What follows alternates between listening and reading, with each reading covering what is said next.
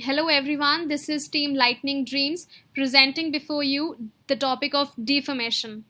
Defamation is any intentional false communication, either written or spoken, that harms a person's reputation, decreases the respect, regard, or confidence in which a person is held, or induces disparaging, hostile, or disagreeable opinions or feelings against a person. This is known as defamation. It is a statement that injures someone's reputation. It is the act of saying false things in order to make people have a bad opinion of someone. Defamation may be defined as a communication to some person other than the person defamed of the matter which tends to lower the plaintiff in the estimation of right thinking persons or to deter them from associating or dealing with them. Defamation is a wrong done by a person to another's reputation by words written or spoken, sign, or other visible representation. Of two kinds, libel and slander.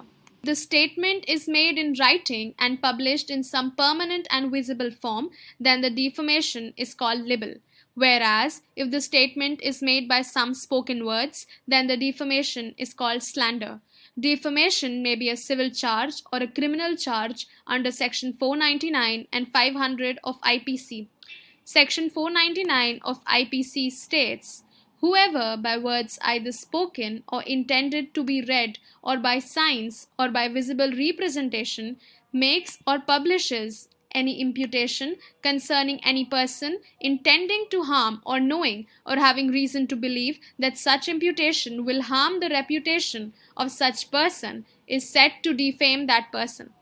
Section 500 of IPC reads, whoever defames another shall be punished with simple imprisonment for a term which may extend to 2 years or with fine or both. What the victim must prove to establish that defamation occurred.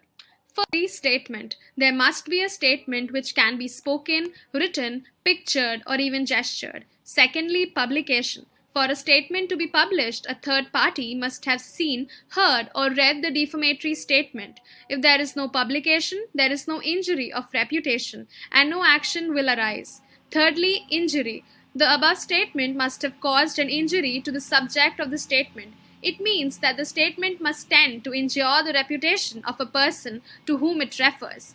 Fourth, falsity. The defamatory statement must be false. If the statement is not false, then the statement will not be considered as defamatory statement.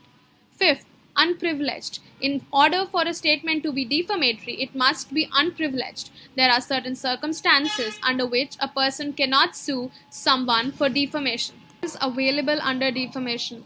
The following are the defenses taken in an action for defamation. Firstly, justification of truth. If the defendant proves that the defamatory statement is true, no action will lie for it, even if the statement is published maliciously. It is not necessary to prove that the statement is literally true. It is sufficient if it is true in substance. Secondly, fair and bona fide comment. A fair and bona fide comment on a matter of public interest is a defense in an action for defamation. The essentials of a free comment are that it is comment or criticism and not a statement of fact, that the comment is on matter of public interest, that the comment is fair and honest. Thirdly, privileged statement. Lawmakers have decided that one cannot sue for defamation in certain instances when a statement is considered privileged. Whether a statement is privileged or not privileged is policy decision that rests on the shoulders of the lawmakers. Thank you everyone. This was Team Lightning Dreams. Please do not forget to like the video.